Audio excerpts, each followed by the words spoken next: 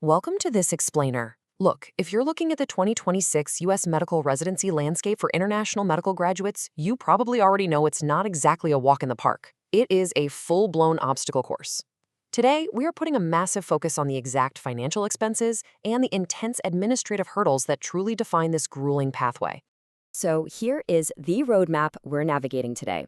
We'll start with the IMG workforce impact, then jump into the new 2026 bureaucratic hurdles, break down that massive financial hurdle, weigh the J1 versus H1B visa options, and finally, look at some state-level alternative pathways. Let's get right into it. Starting off with part 1, the IMG workforce impact. Just how big of a pillar are these doctors? Well, to understand why these hurdles matter so much, you just have to look at the massive footprint they have. We're talking 25%. Literally a quarter of all licensed physicians in the United States are international medical graduates. They are a critical pillar of the American healthcare system, especially when you realize they very often practice in underserved and rural areas where doctor shortages are the absolute worst. So whether you're navigating this path yourself or you're just a patient in the U.S., the complexities of this system directly impact the availability and quality of care that everyone receives. Which brings us to part 2, navigating the upcoming 2026 bureaucratic hurdles. Despite playing such a crucial role, IMGs face intense administrative friction right out of the gate. Think of it as a sudden, hard fork in the road starting in January 2026. Historically, international students registered for their USMLE exams through a single unified system. But moving into 2026, U.S. medical students will register through the NBME using the MyUSMLE portal, whereas international graduates can no longer do that. They've got to familiarize themselves with an entirely new dual-agency framework and register for their exams through the FSMB portal. Misunderstanding this split is going to be one of the top reasons applicants face delays or literally lose their exam eligibility. And honestly, it creates a pretty dense multi-step maze. Before you can even attempt to answer a single test question, you have this mandatory sequence. An IMG must go through MyIntealth, verify their identity with incredibly strict documentation, submit a certification application, and then, only after all that clears, they have to jump over to a completely different portal to register for Step 1 through the FSMB. It's a frustrating, multi-layered hurdle just to get a seat at the exam table. All right, moving to part 3, the financial hurdle. This is where things get exceptionally real. Because this bureaucratic maze isn't just a massive time sink, it is overwhelmingly expensive. Brace yourself for this baseline number. You are realistically looking at having to spend between $21,500 to well over $25,000 just to pursue a competitive residency pathway in 2026. A lot of candidates miscalculate their budget by only looking at the base exam fees, but the true cost of this journey extends so far beyond just sitting for Step 1 and Step 2. When you actually break it down, it's pretty staggering. Sure, the core exams are around $2,790, and ECFMG fees tack on another $1,700. Exam prep? You can easily add another $2 to $3 grand there. But you know what? That's really just the cover charge. The actual heavy hitters are the costs for U.S. clinical experience and mass applying to residency programs. To maximize match probability, IMGs often apply to around 150 programs, which costs up to $3,500 alone. And remember, none of this even factors in potential exam retake fees or international flights for visa interviews. Look at where the bulk of this financial weight actually sits. It's not the testing itself, it's the real-world prerequisites. Getting that essential U.S. clinical experience requires months of rotations in the States. Once you factor in rotation fees, which can easily run $1,500 a month, plus housing and living expenses, you're looking at $7,500 for a 3-month stint. So the financial hurdle here is a massive, massive barrier to entry.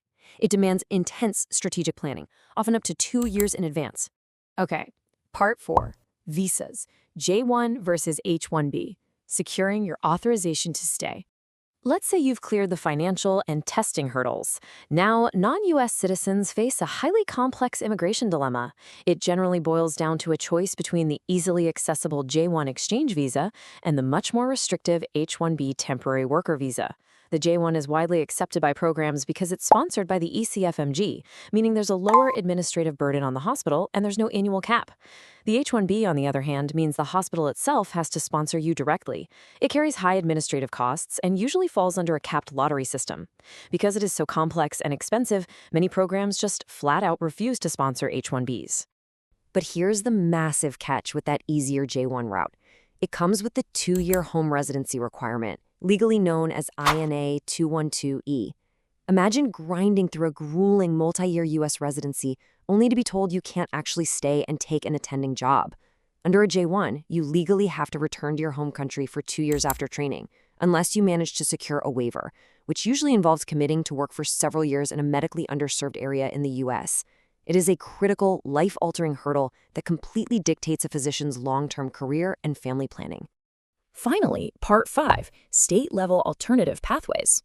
Because of this extreme bottleneck of residency slots and these complex visa hurdles, some states are stepping in to create a workaround. We're seeing a really interesting growing trend, documented closely by the American Medical Association, where states like Tennessee, Virginia, and Florida are passing legislation to bypass the residency bottleneck entirely for experienced IMGs. Tennessee was actually the first to do this in 2023. It's a move that's been praised for addressing critical rural shortages, even while facing some pushback over regulatory standards. But the idea is spreading fast as states desperately look for ways to quickly integrate medical talent without forcing seasoned doctors to repeat their training from scratch. Now, while these alternative pathways definitely offer a faster route, they are by no means a free pass. The criteria are incredibly strict. To even get a provisional license, states typically demand a WHO-recognized medical degree, passing scores on USMLE Step 1 and 2 CK, and a staggering 5 years of prior licensed foreign practice. On top of all that, they mandate an intensive facility supervision agreement, meaning you have to practice under the direct supervision of a U.S. doctor for a set period before you ever get a full unrestricted license. It's a brand new kind of hurdle, for sure, but it finally recognizes prior international experience. To wrap up this explainer, it leaves us with a monumental question. As more states actively bypass traditional residencies to fix their critical healthcare shortages, how are these intense financial and administrative hurdles going to evolve for the next generation of international doctors? The costs are staggering, the 2026 bureaucracy is shifting, and visa pathways remain incredibly tight. Will these state-level workarounds finally shatter the traditional medical monopoly, or are they just going to create a new parallel obstacle course? Keep that in mind and keep questioning the systems around us. Thanks for joining me on this one.